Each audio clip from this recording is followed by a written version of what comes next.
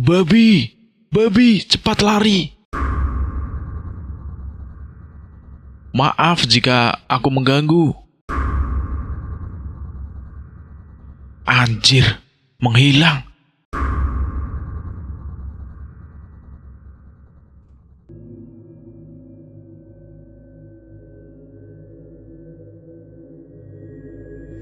Assalamualaikum warahmatullahi wabarakatuh. Jumpa lagi di Lentera Hitam.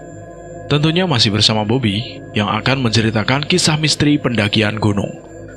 Pada kesempatan kali ini saya akan melanjutkan cerita yang sebelumnya. Cerita yang berjudul Dua Langkah di Gunung Dinding Ari. Cerita ini ditulis oleh Jenny Kustiawan. Buat teman-teman yang belum mendengarkan episode sebelumnya, alangkah baiknya mendengarkan terlebih dahulu agar mengerti alur ceritanya. Terima kasih buat teman-teman yang sudah mendengarkan cerita ini. Semoga sehat selalu, sukses selalu, dan selalu dimudahkan segala urusannya. Oke, tidak usah lama-lama. Bagaimana kelanjutan kisahnya? Kita langsung saja ke ceritanya.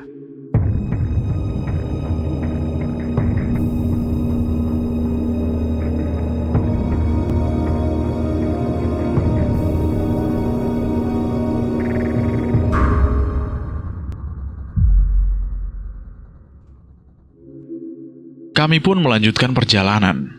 Posisi saya itu di depan, dan si Nurdin itu di belakang. Kami berjalan dengan agak lambat, karena jalanan cukup licin, dan sepatu saya itu basah. Tak lama kemudian, hujan pun berhenti. Kami sangat bersyukur sekali.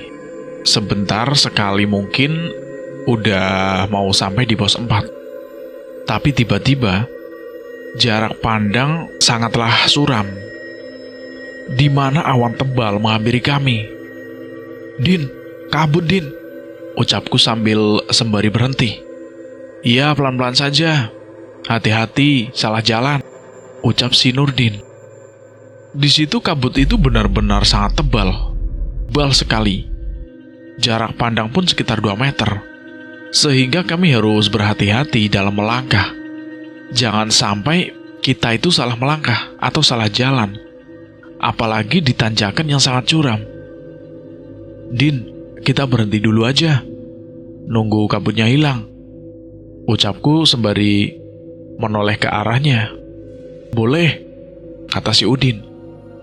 "Rokok dulu," ucapku sembari mengeluarkan rokok dan mencari tempat duduk. Kami pun merokok sambil berharap kabutnya hilang.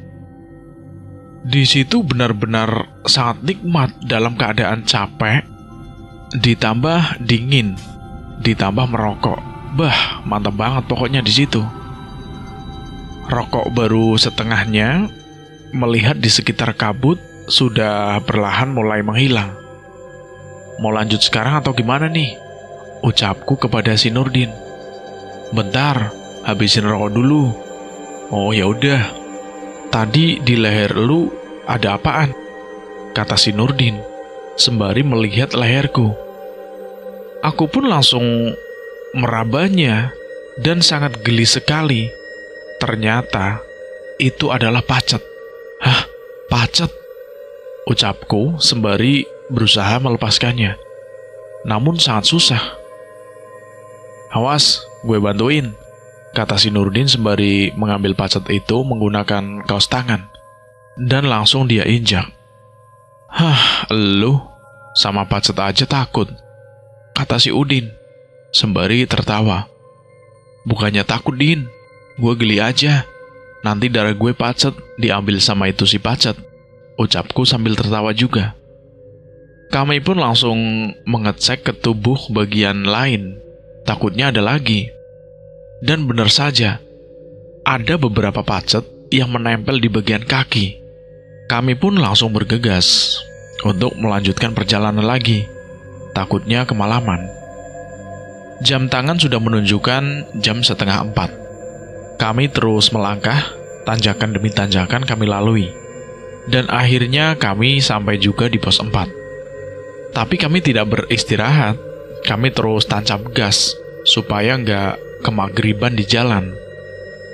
Saat menaiki tanjakan, tiba-tiba Nurdin langsung mendahului saya berlari. "Jen, lari!" ucapnya sembari mendahului saya. "Ada apaan, Din?" ucapku panik. "Lihat di atas," kata si Nurdin sembari berlari. Pas aku lihat ke atas, benar saja, di atas ada 2 monyet sangat hitam, dan tubuhnya sangat besar. Aku pun langsung berlari mengikuti si Nurdin. "Din, larinya jangan sampai salah jalan," ucapku sembari lari di tanjakan. "Iya, ayo cepet. Dari tadi monyet itu ngikutin kita mulu," kata si Udin. "Dari kapan?" "Dari tadi, lo sih nggak sadar," ucap si Nurdin sembari terus berlari. Melihat ke atas pepohonan, monyet itu terus meloncat dari pohon ke pohon yang lain, mengejar kami. Di situ saya sangat benar-benar takut, dan lari di tanjakan bukan hal yang sangat mudah. Sesekali terjatuh karena jalannya licin. "Din, berhenti aja, capek," ucapku pada si Nurdin. "Iya, sama, gue juga capek," kata si Nurdin sambil langsung berhenti menjongkokkan badannya. Kami pun berhenti dengan terengah-engah karena kecapean. Melihat monyet itu sudah dekat dengan kami. "Gimana nih, Din? Lari lagi nggak nih?" "Capek, Jir," ucap si Udin sembari melihat monyet itu. Monyet itu sudah dekat, tapi tidak menghampiri kami. Dia hanya berpindah dari pohon ke pohon sambil memerhatikan kami. Teringat pesan orang tua, kalau bepergian ke hutan, kita hanyalah tamu. Jadi harus meminta izin dulu ke pemiliknya. Begitulah kira-kira, dan tanpa basa-basi, aku pun langsung berteriak, "Maaf jika aku mengganggu. Kami kesini hanya ingin menenangkan diri saja. Tidak bermaksud mengganggu kalian semua," ucapku teriak agak keras. "Ayo, Din, kita jalan lagi." Kami pun berjalan baru beberapa langkah. Nurdin langsung bilang, "Anjir, menghilang." "Apanya yang menghilang?" kataku sembari menoleh ke arahnya. "Itu yang ngejar kita tadi." "Alhamdulillah, syukur deh," ucapku dengan sangat bahagia. Kami pun terus berjalan sembari mengingat kejadian tadi. Alhamdulillah kami sampai di pos 5, atau biasa disebut dengan pos air. Karena cuma disinilah tempat sumber mata air. Tidak ada gubuk. Di pos ini cuma ada tempat mendirikan tenda yang cukup sekitar 5 tenda. Di sekitarnya ditumbuhi pepohonan yang sangat besar-besar dan rimbun. "Kita langsung pasang tenda aja, Din, biar bisa istirahat," ucapku kepada si Nurdin. "Oke, ayo, kita bersama-sama." Kami pun langsung mendirikan tenda dan langsung membereskan barang-barang ke dalam tenda. "Kita sholat dulu yuk," kata si Nurdin.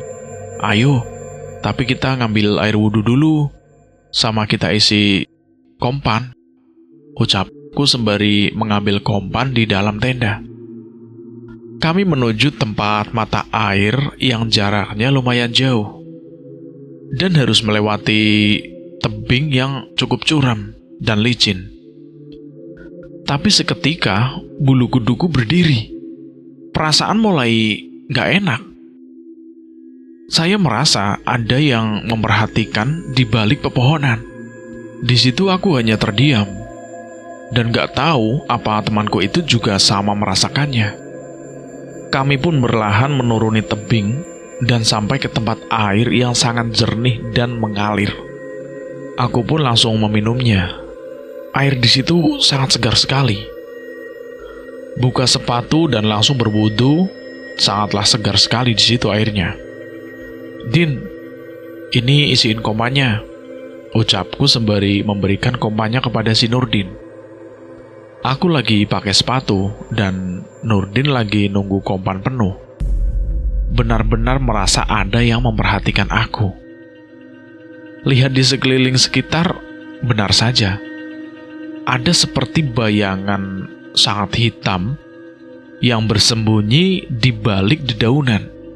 Di situ aku pun langsung ketakutan dan aku selalu beristighfar. Astagfirullahaladzim, astagfirullahaladzim. "Din, ayo cepat," ucapku pada si Nurdin. "Kenapa emangnya?" kata si Nurdin sembari menoleh ke arahku. "Ayo cepet aja, keburu gelap nanti." "Ya udah, ayo," jawab si Nurdin sembari langsung memakai sepatu tanpa mengisi kompanya sampai penuh. Mungkin dia juga merasakan apa yang aku rasakan. Kami pun langsung pergi dari tempat air itu, melewati tebing yang di turunan tadi. Tiba-tiba, setelah berhasil naik ke tebing, Nurdin berteriak lagi sambil berlari menuju tenda. "Babi! Babi! Cepat lari!" teriaknya sambil berlari mendahului, lalu masuk ke dalam tenda. Aku pun langsung naik dan melihat-lihat di sekeliling sekitar, tapi tidak nampak apa yang Nurdin ucapkan. Dalam hati saya, mungkin itu hanyalah bercanda. "Ada apaan, Din?" "Gak ada apa-apa juga, main ngagetin aja," ucapku setelah sampai di depan tenda. "Anjir, itu suara babi, takut gue," ucap si Nurdin dari dalam tenda. Dek, aku deg-degan. Benar saja, terdengar seperti suara babi yang kian mendekat. Tapi aku melihat-lihat di sekeliling sekitar, di situ tidak ada apa-apa. Tapi suara itu terus saja seperti semakin mendekat. "Iya, Din, itu kayak suara babi. Tapi kok babinya gak ada ya?" ucapku yang masih berdiri di depan tenda sambil memperhatikan di sekitar situ. "Udah tenang aja, gak bakal nyamperin kok," ucapku sembari langsung duduk di depan tenda, lalu ambil rokok untuk menghilangkan kepanikan. Suara itu semakin keras dan mendekat, dan aku melihat ke arah sumber suara yang berasal. Suara itu berasal di bawah pohon yang besar dan rimbun. Nampak sesosok makhluk hitam yang tubuhnya menyerupai manusia. Aku pun langsung masuk ke dalam tenda, dan aku langsung menutup pintunya. "Ada apa, Jen?" tanya si Nurdin yang melihatku terburu-buru masuk ke tenda. "Gak ada apa-apa, Din. Udah mulai gelap aja," ungkapku berbohong supaya suasana tetap tenang. Kami pun menikmati rokok sambil makan cemilan di dalam tenda. Dan suara itu semakin lama semakin menjauh dan menghilang. Suara tetesan air mengenai tenda cukup keras. Melihat di bagian jendela tenda terjadi hujan cukup deras. Pas lihat jam, sudah hampir menunjukkan jam 18. Mungkin sudah masuk waktunya maghrib. "Gimana, Jen? Besok kita naik ke puncak jam berapa?" Tiba-tiba si Nurdin bertanya di tengah keheningan menuju malam. "Ya, kalau mau dapat view di atas awan, kita harus summit jam 3 pagi, ucapku sembari memperhatikan sesuatu lewat jendela tenda. Seperti ada sesuatu yang bergerak di pohon yang besar. "Kalau summit jam 3 pagi, kita berani nggak?" "Ya kenapa harus nggak berani?" "Oke, gimana lo aja, gue mah ayo aja," ucap si Nurdin sembari langsung memeriksa senter di tasnya. "Lu bawa senter gak?" sambungnya si Nurdin. "Ya bawalah, itu di tas," jawabku yang masih memperhatikan sesuatu yang bergerak-gerak di pohon besar itu.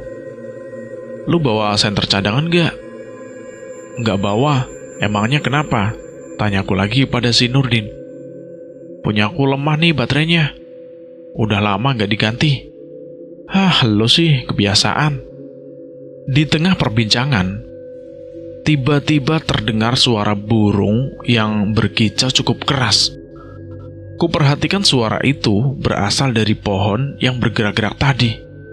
"Oh, cuma burung," ucapku dalam hati. Rokok udah habis beberapa batang, cemilan yang kami bawa sebagian juga udah kami makan. Jam sudah menunjukkan jam 8 malam. Tetesan air hujan sudah tidak terdengar lagi. "Tidurlah, besok summit biar nggak kesiangan," ucap si Nurdin, yang langsung mengambil sleeping bag dan memberikannya kepadaku. Bersihin dulu, ucapku yang melihat barang gak beraturan. Kami pun membereskannya dan bersiap-siap untuk tidur, supaya gak bangun kesiangan untuk mau summit besok. Jen, itu burung kok dari tadi berkicau mulu ya? Kata si Nurdin yang sudah bersiap memejamkan matanya. Iya juga ya, kataku yang baru sadar burung itu masih berkicau. Gak apa-apa, Din, mungkin dia menemani kita, sambungku. Nanti bangunin gue jam 3 ya. Iya, tapi jangan susah kalau dibangunin. Nanti gue siram lu kalau susah dibangunin, kataku yang sudah bersiap untuk tidur. Waktu terus berputar.